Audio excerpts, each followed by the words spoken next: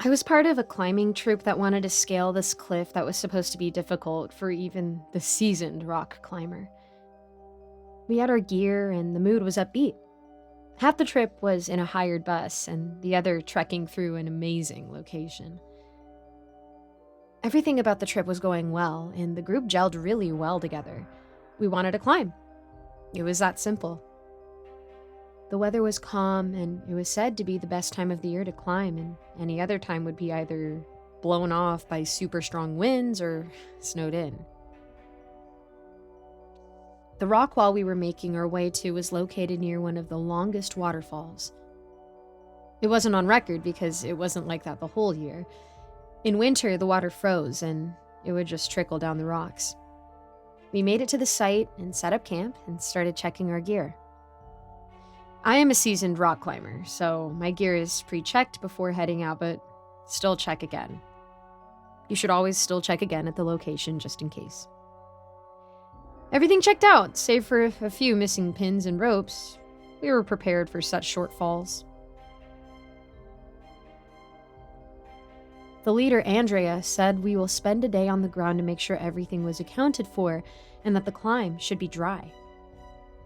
The waterfall was an amazing sight to behold, and the water was crystal clear. I took a ton of photos for my socials and also of the surrounding areas. I really liked the place and thought about returning there if the climb went well. The rock face was smooth and difficult to map from where we stood, and Andrea and his partner also commented that it was unusual to see such a seamless face.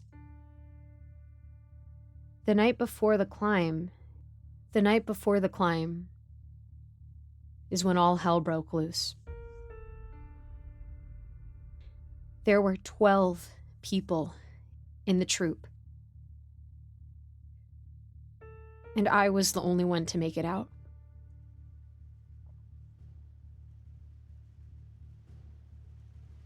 Something was watching us, and I wasn't the only one to notice this.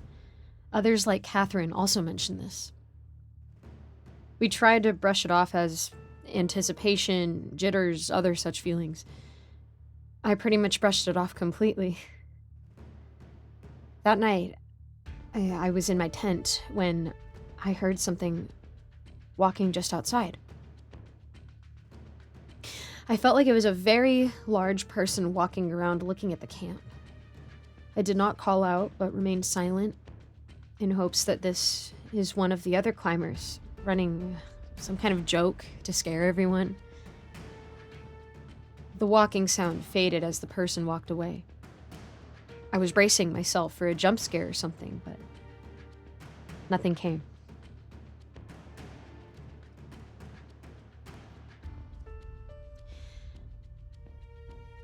I peeked out of my tent and saw that the place was completely quiet and everyone was either asleep or in the process of doing so. I was beginning to feel like there was something out there and I needed to check. I got out of my tent and walked the perimeter of the site with my torch and couldn't find anything. Feeling guilty of being scared so easily, I got back into my tent and turned in for the night. It was maybe an hour or so later. I heard the first scream and the sound of tearing fabric. I woke up and tried to figure out what was happening. The sounds of screams and shouts were coming from the other tents, and I tried to get out to see what was happening. I heard voices of people laughing and other sounds of things being hammered. Looking at my tent, I couldn't make out what was going on other than the sound, so I lit my torch and aimed it at where the sounds were coming from. What I saw scarred me deeply. I saw 2 large men holding up one of the women who was with us.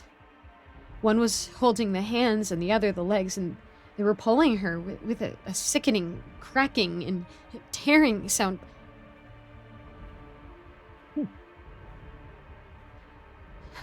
Pulled into 2. My hand shot up to my mouth, and I held back the shout, and I dropped the torch. I got out of my tent and ran to a tree. I wanted to climb up and hide from this carnage. There was another man who was beating a tent mercilessly with a trunk. They were too preoccupied to notice me, but I knew I would suffer the same fate. I was trying to survive, and I hated myself for not trying to protect my friends. Other tents were empty, and I guessed that the others might have run, so there was that sense of relief.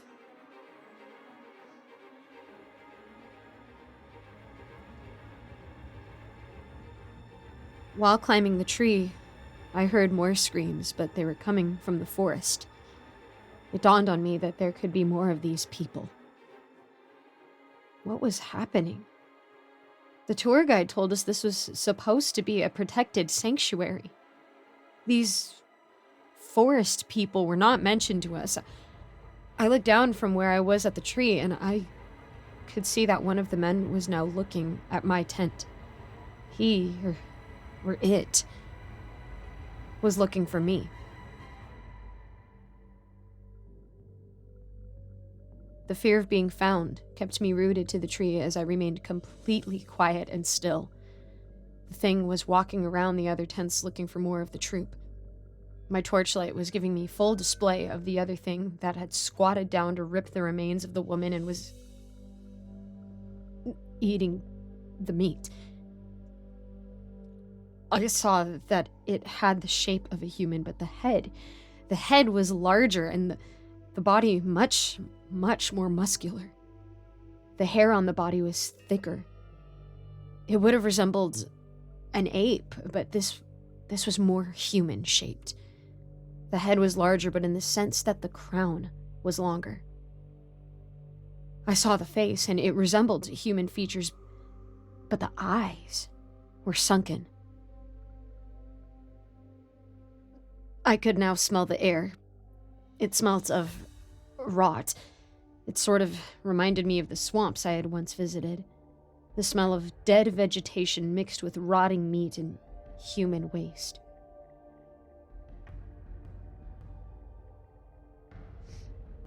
I watched the one looking closer to the tree I was on, look around more and sniff the air every now and again. It got closer to me, but then heard something from the forest and ran in. I looked at the one who was beating a tent, rip it open, and began fishing out pieces and examined them. It found a piece it wanted and began biting down. My breathing was becoming shallow as my grip to the trunk I was on was tight, and I had to loosen it slightly to breathe better. I was beginning to feel nauseous, and the smell was really making my stomach churn. I tried to keep from making any sound as the carnage from below continued. I started asking myself how I was overlooked and kept coming short on why I was grateful to survive this long. I heard something approach my tree from the back, and it was another one of those things holding something in its hand. To my horror, it was holding the upper half of another member. He was ripped in half, just like the woman. It stopped under the tree and began to sniff the air, and I feared I was next. Thankfully, it lowered its head and continued to the campsite and tossed the remains to the one eating the woman. It sat down and started eating also, ripping pieces of meat from the remains and biting down. The adrenaline finally wore off, and I was losing consciousness. Fatigue was finally taking over, and I was looking for the fight to stay awake. I tried not to move until the things left, but I knew sooner or later I was going to fall asleep and maybe fall from the hiding spot. A loud howl woke me, and the things were immediately alert and looking around. They picked up whatever they could and ran from the camp. I thought it would be wolves from the sound of it, but it could have been their signal to leave or something. Waiting for longer only delayed the inevitable sleep, and I was soon asleep. I woke later, and it was daylight. I found myself sitting on the trunk. I looked down at the camp and saw the carnage from last night. I waited for some time before climbing down and saw the true extent of last night's massacre. This was ungodly in every form of butchery. The bodies of the torn man and woman were gone, only leaving behind their inside and other viscera. I checked the beaten tent and saw the utter mangled body of the inhabitant. They were beyond recognition. I turned and ran. I did not care for anything and ran to the sanctuary offices or other camps. I couldn't think of anything but to survive now.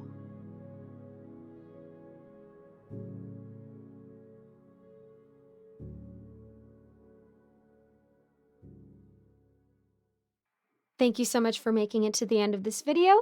A quick shout out to my patrons, Old Penguin, Rinku Star, Melissa Perez, Icy Narrates, Seven Cities Journalist, Cupcake Hips, Eric Cifuentes, Alonso, Austin My Love, Ellie Hutmeyer, Jesse Hartley, Lawrence Wallen, Mr. Sankofa, and William Hartley. I always try to link a different charity in the description, so go ahead and check that out. I'm also going to start having more things on my Patreon soon, so keep your eyes peeled. And as always, I'd love to know how I can be praying for you, so go ahead and drop a comment and let me know how I can do that. Thank you so much, and I hope to see you in the next video.